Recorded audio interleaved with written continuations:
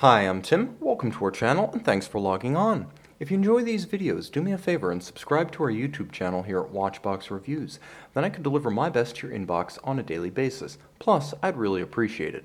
And if you like our watches, you can buy them on thewatchbox.com. Buy, trade, and sell luxury watches 24 hours a day on thewatchbox.com.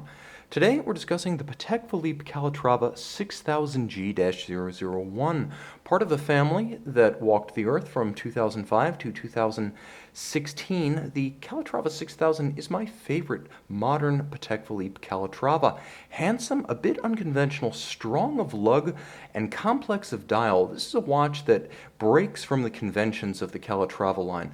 The timepiece is easy to wear on my 16 centimeter circumference wrist. You can see it really does have a very traditional proportion set, not just traditional size. 37 millimeters is very traditional for a men's dress watch. That's not including the crown. It's a relatively slim watch too, 9 millimeters thick with a generously domed bezel.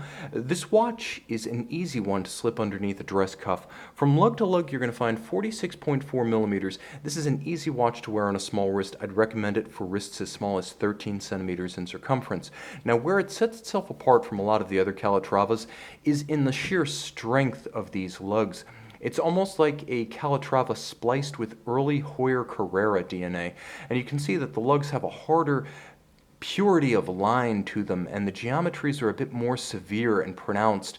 They have a little bit more volume as well as more character than a standard blended lug Calatrava. So they're strident and even a little bit more squared off and vertical in comparison to the more effete Patek Philippe Calatrava blended lug counterparts. Now, you'll also note that the bezel is handsomely juxtaposed to the sheer of the side. You can see the bezel has a sculptural rounded domed profile, and the side of the watch is pretty much a straight vertical drop. I appreciate the nuance, I appreciate the contrast.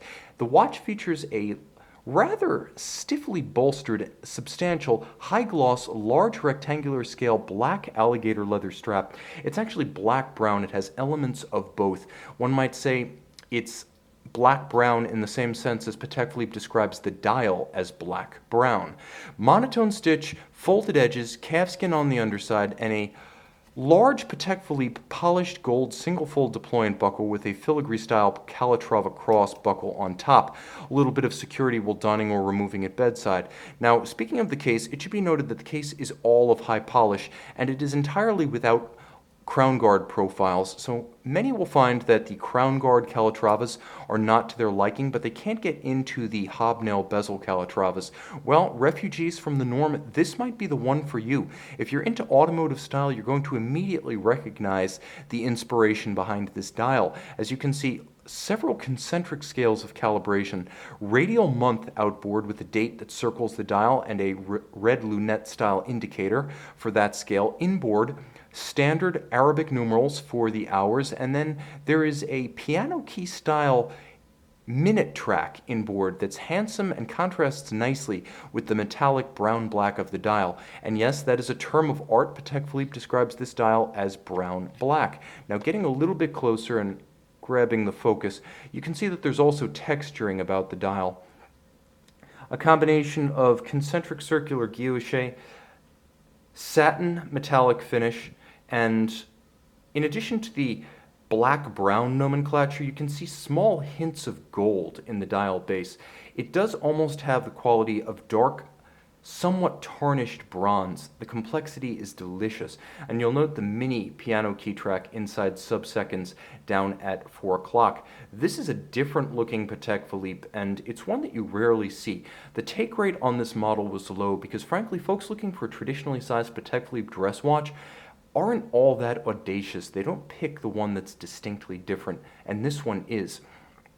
It's also upscale, because whereas most Calatrava models are powered by the manual wind 215 or the relatively mass-produced 324 center rotor, the 6000 family always ever and only ever had the 240 micro rotor. So you can see this is a later production model with the Spiromax silicone hairspring, the Patek Philippe crest on the bridges, beautifully executed, all of hand finish, 38 to 48 hour power reserve, 21,600 vibration per hour beat rate. It is free sprung thanks to the Patek Philippe Gyromax balance architecture, so it takes and holds a precise regulation, and the watch is regulated in a chronometer like 5 positions. And then the Spiromax hairspring in Patek Philippe's proprietary silicon is robustly anti-magnetic. Now, the advantage of a micro rotor is that you get the convenience and functionality of an automatic with the open display caseback visage that you would get with a manual wind, and because the rotor on the winding system is in the same plane as the other bridges, it lets the watch be slimmer in profile. So screwed in caseback, but it's still 30 meters water resistant. This is not an aquatic Calatrava. You'll note that the finish is standard of the world, beautifully laid down, perfectly aligned across the bridges. You can see richly textured Côte de Genève. These are not the stamped kind. These are laid down with an abrasive wheel over multiple passes. You can see when I turn the watch flush to the camera how the edge of every bridge lights up and gleams. That is not machine beveling. That is hand-laid, black-polished, rounded and mirrored anglage about the edge of every bridge. You'll also note when I turn the watch flush to the camera that the screw heads turn black because these are true. Let's get close here and get in focus. These are true black-polished screw heads with chamfered slots. You'll also note a tight and even perlage underneath the microrotor as well as underneath the balance, tightly laid and again done with abrasives by hand application rather than mechanical means. All of the spokes of the wheels feature chamfering in their own right. So this is a watch that practically demands its next owner buy a loop along with the timepiece purchase. It's simply that well executed. Handsome, classical, and mechanically masterful. It's a functional work of art. The timepiece, a little bit offbeat. You can see this dial is anything but your standard Calatrava. You can see these lugs, long, flowing, strong, sharply defined, are anything but your standard Calatrava case. That said, I've never been one to buy into clone culture. I'm a bit of an individualist. I'm a bit offbeat when I pick my watches. This is exactly the kind of Patek Philippe I would pick for myself. See it and decide for yourself on our website.